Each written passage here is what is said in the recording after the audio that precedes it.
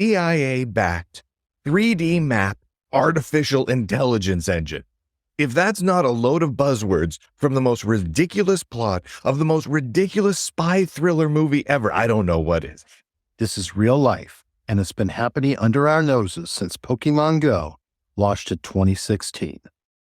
By the end of this video, you'll know how a seemingly innocent app turned into a global data collection tool, how it's linked to the CIA, and why the cute pixelated world of Pokemon might just be the future of surveillance.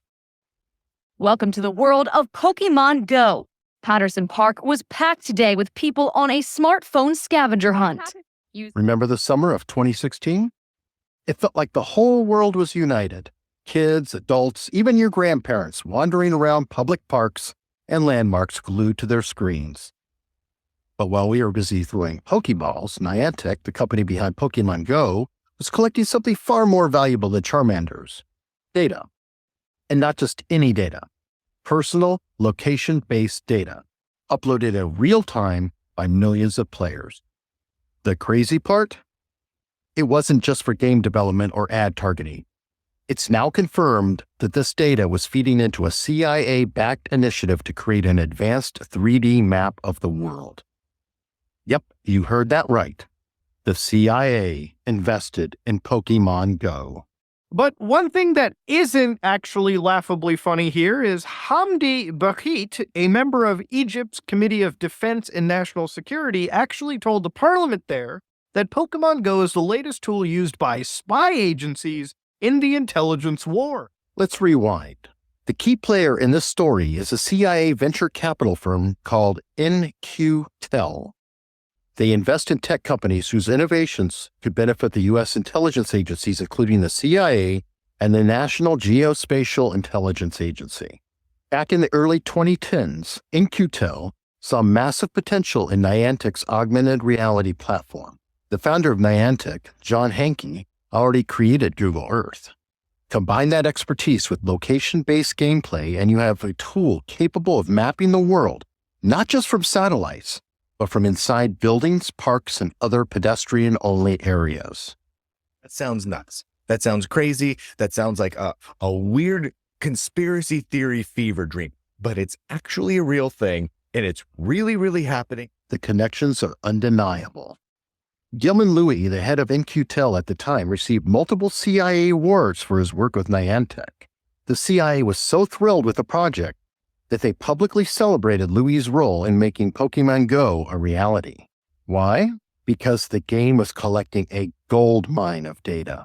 Even the most advanced AI models today struggle to visualize and infer missing parts of a scene or to imagine a piece from a new angle. And this is about to change. Spatial intelligence. Every time you play Pokemon Go, the app records your precise GPS location, photos taken by your phone's camera inside and outside, the routes you walk, how long it takes, and even your speed. And of course, what you look like, courtesy of your front-facing camera. It doesn't stop there. Niantic collects this data constantly and compiles it into what they call a Visual Positioning System, or VPS. The result?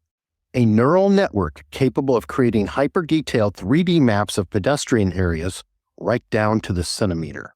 So this will help computers perceive, comprehend, and navigate the physical world in a way that will seem equally advanced. So analogous to the LLMs, stuff like ChatGPT that you're using, geospatial models are built using vast amounts of raw data. Billions of images in the world, all anchored to precise locations on the globe, are distilled into a large model that enables a location-based understanding of space, structures, and physical interaction. Niantic isn't even hiding it anymore. They even released a blog post boasting about their large geospatial model.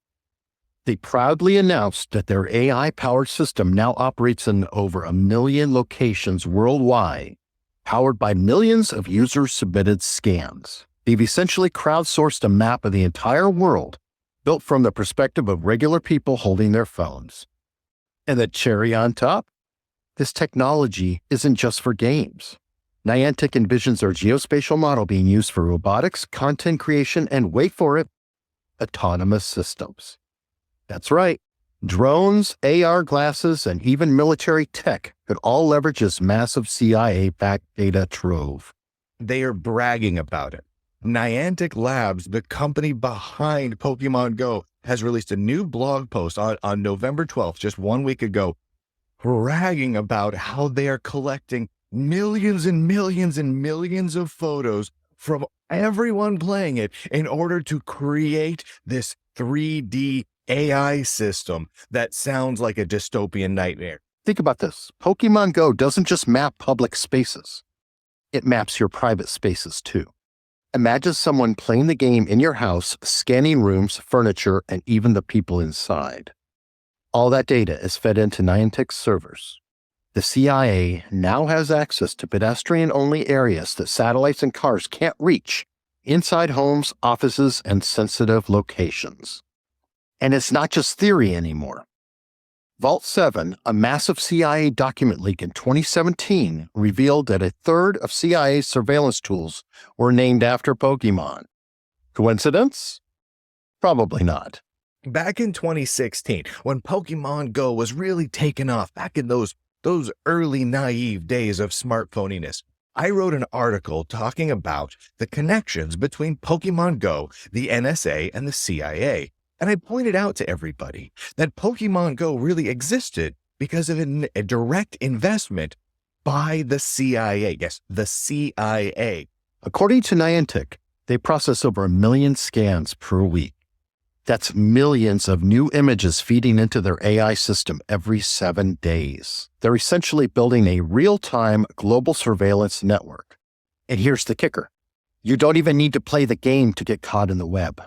If someone near you is playing and you're in their camera's field of view, congratulations, you're now part of the data set. Yeah, it's just really immersive. Like I said, it gets you out here doing stuff or just talk to a bunch of people on the path doing it. Players say it's also forcing them to be more social outside of the game. This group had only been friends for 5 minutes when we ran into them. So why is this a problem? For starters, this level of surveillance raises serious ethical questions. Who owns this data? How secure is it? And how is it being used? Niantic insists that their system is for advancing technology, but let's not forget who funded them in the first place.